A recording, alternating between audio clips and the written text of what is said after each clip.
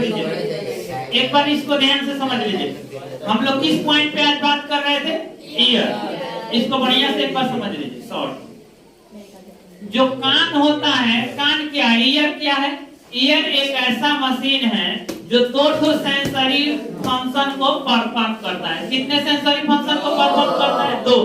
दोनों sensory function, पहला function क्या है? हियरिंग, और दूसरा क्या है? बैलेंस ऑफ बॉडी, मतलब मेंटेन द बॉडी बैलेंस। कोई दिक्कत? अब देखिए यहाँ पर आइए बात करते हैं। सबसे पहले हम बात करते हैं स्ट्रक्चर पे, ईयर के स्ट्रक्चर पे। ईयर का निर्माण कैसे हुआ है? तो ईयर का निर्माण हुआ है 3 गो पार्ट से। कई गो पार्ट से? 3 गो पार्ट से। अतः हम कह सकते हैं there are 3 parts of ear. First को एक्सटर्नल ईयर कहेंगे, सेकंड को मिडिल ईयर कहेंगे, और थर्ड को इंटरनल ईयर कहेंगे। कान का जो सबसे बाहरी भाग होता है इसको एक्सटर्नल ईयर, इसके अंदर का भाग को मिडिल ईयर, और सबसे अंदर का भाग को क्या कहते हैं? Internal ear. कोई दिक्कत? देखिए एक्सटर्नल ईयर का काम क्या होता है? साउंड को एटमॉस्फेयर से कलेक्ट कर लेना। ए लड़का ध्यान से सुनो, साउंड को एटमॉस्फेयर से कलेक्ट कर लेना। चारों तरफ से कलेक्शन करने का काम कौन करता है? External ear. वॉइस को क्रिएट्स वगैरह जो यहाँ पे करने का, वाइब्रेशन उत्पन्न करने का काम कौन करता है? Middle ear. और बातों को सुनने का काम कौन करता है? Internal ear.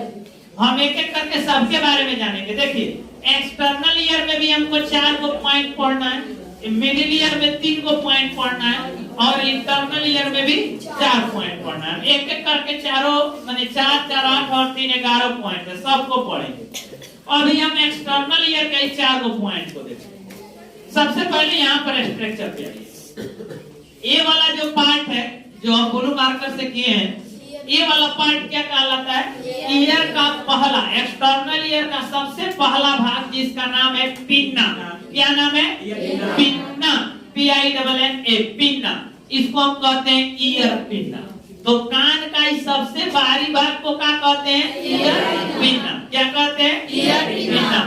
हमारा जो वॉइस को, साउंड को कलेक्शन करने में मुख्य भूमिका इसी का होता है, ईयर पिन्ना का। ईयर पिन्ना जितना बड़ा होगा उतना ही ज्यादा वॉइस को, साउंड को हम कलेक्शन कर सकते हैं। जस्ट इसके बाद की जो पार्ट होता है इसकी लंबाई होती है 2.5 सेंटीमीटर। इसका नाम क्या है? External auditory meatus. External auditory meatus, इसकी लंबाई 2.5 सेंटीमीटर होता है। कोई दिक्कत?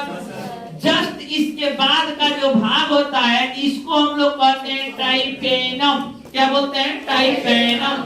इसका दूसरा नाम है ईयर ड्रम। क्या नाम है दूसरा? Ear drum. कोई दिक्कत? यहीं पर यह टकराने से वॉइस में वाइब्रेशन आता है। तो ये बात की बात है, बात आपको दूसरे दिन समझाएंगे।